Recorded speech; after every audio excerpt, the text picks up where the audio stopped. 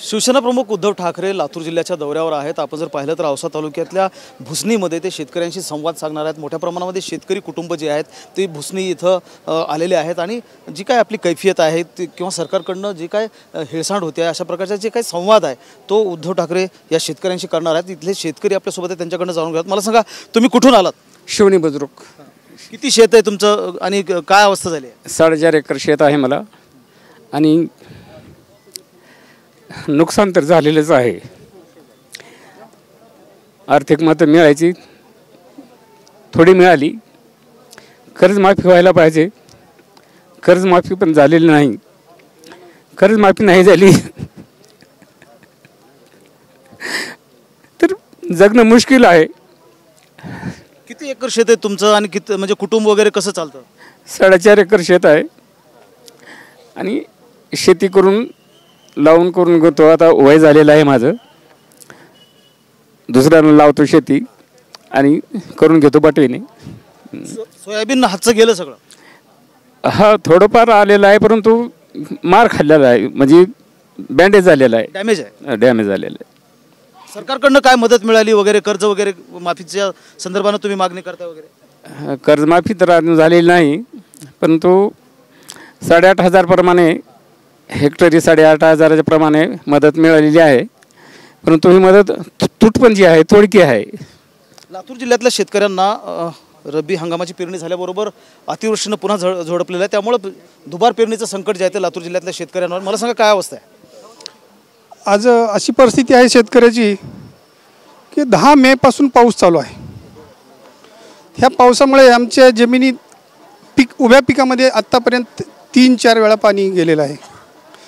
तावरजा नदीच्या काठाला आमच्या जमिनी आहेत आणि एकतरी पहिल्या पावसापासून आम्हाला जमिनी तयार करता आल्या नाहीत। ज्यावेळेस पेरणी झाली, रान तयार करून उशिरा पेरणी झाली, त्यावेळेस 3 वेळेस 4 वेळेस उभ्या पिकामध्ये पाणी उभारल्यामुळे पीक आलेलंच नाही आणि खरडून जी जमीन गेलेली आहे त्या शेतकऱ्यांना अद्याप मदत मिळाली नाही। त्या शेतकऱ्यांना मदत मिळाली पाहिजे, कर्जमाफी झाली पाहिजे, अशा प्रकारच्या वेगवेगळ्या मागण्या घेऊन हे शेतकरी इथं एकत्र आलेले आहेत। उद्धव ठाकरे त्यांच्याशी संवाद साधणार आहेत। मला सांगा, खरडून गेलेल्या जमिनीचं काही मावेचा मोबदला जो आहे तो मिळाला आहे का, किंवा कसं शेतकऱ्यांना उभं राहण्यासाठी सरकारकडनं काय अपेक्षा आहेत? हे लबाड सरकार आहे, कारण का बागायतला जाहीर केलं आणि खरडलेल्याला बी दिलं नाही अजून। आणि माझ्याकडे स्वतः 1.5 एकर ड्रॅगन फ्रूट आहे, तर ती तलाट्याला तहसीलदारला भेटलो मी, तर त्यांनी काय म्हणले, जून ते ऑगस्टचा सर्वे गेला आहे 8,500 प्रमाणच, आणि त्याच्यातले बी पैसे अजून मिळाले नाहीत। अजिबात सगळं कारण का फसवे सरकार आहे, लबाड आहे। फळबागांचं मोठं नुकसान जे आहे ते लातूर जिल्ह्यामध्ये झालेलं आहे। तावरजा, तिरू आणि मांजरा नदीनं मोठं नुकसान जे आहे ते झालेलं आहे। काय म्हणताय बाबा? माझं 2 एकर शेत आहे, पुरं काळं पडलंय, काही चाललं नाही पाण्यानं। सरकारची मदत मिळाली आहे ना? आता काही नाही मिळेल नाही अजून। म्हणजे प्रति हेक्टरी 8,000 रुपये मदत द्यायचं सरकारनं, म्हणजे काही पैसे टाकले आहेत शेतकऱ्यांना? काहीच मिळलं नाही अजून। जाऊन येऊन बघितलं बाबाळगावला। काय पेरलंय आता? आता रबी पेरायचं तर चिखल आहे, आता हे रान वाढल्याशिवाय काय पेरू शकत नाही।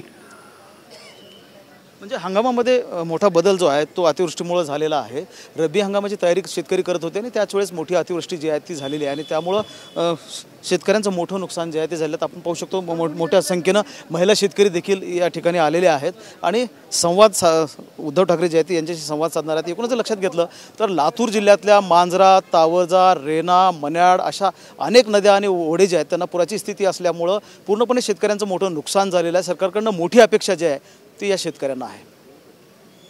कॅमेरामन रोहितसह महेंद्र जोंधळे, TV9 मराठी, लातूर।